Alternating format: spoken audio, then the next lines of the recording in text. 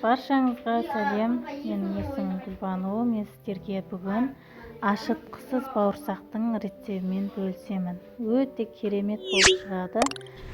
Тура дрожжбен ашытқандай ет көтеріледі.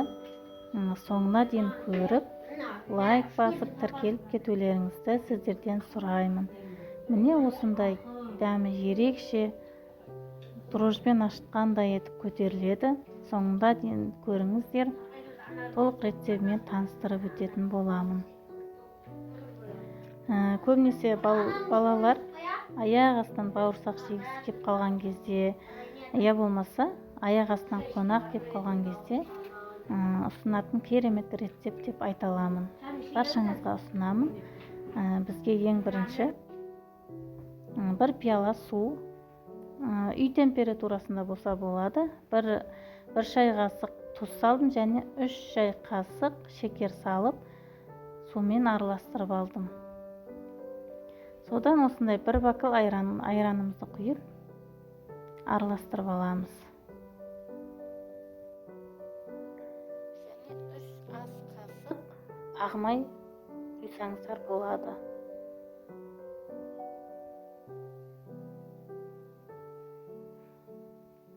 Кәдімгі үйде қолданып жүрген майды қолдансаңыздар болады.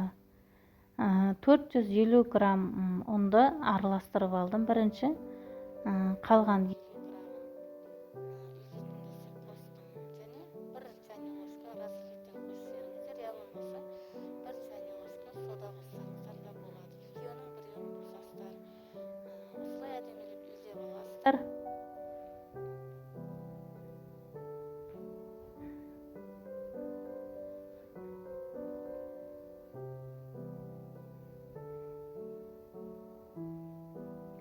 Илеп алғаннан соң 5 минутқа, 2-3 минутқа қойып тындырып алсаңыздар болады. Міне осыдан мен қамырымды жаюға кірістім. Шілей жұқа қылып жаймайсыздар, орташа етіп жайсаңыздар болады.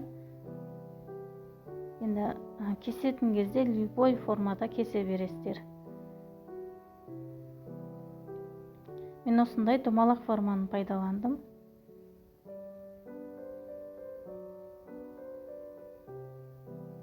Міне осылай етіп шығардым.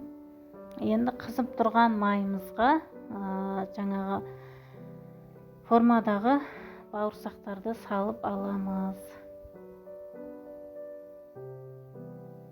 Жайлап көтеріліп жатыр. Сіздерді де осылай көтеріледі. Дәл осындай рецеппен жасасаңыздар, осындай әдемі болып шығады.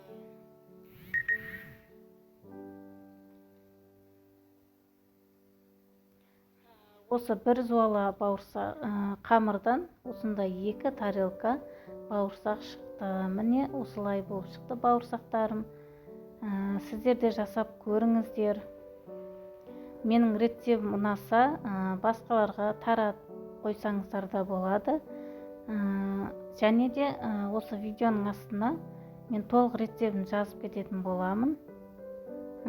Және де ұнап жатса лайк басып, менің арнама тіркеліп кетуді ұмытпаңыздар.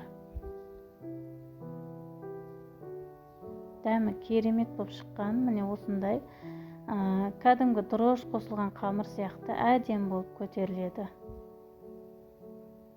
Баршаңызға рахмет. Видеоның соңына дейін қарағандарыңыз үшін рахмет.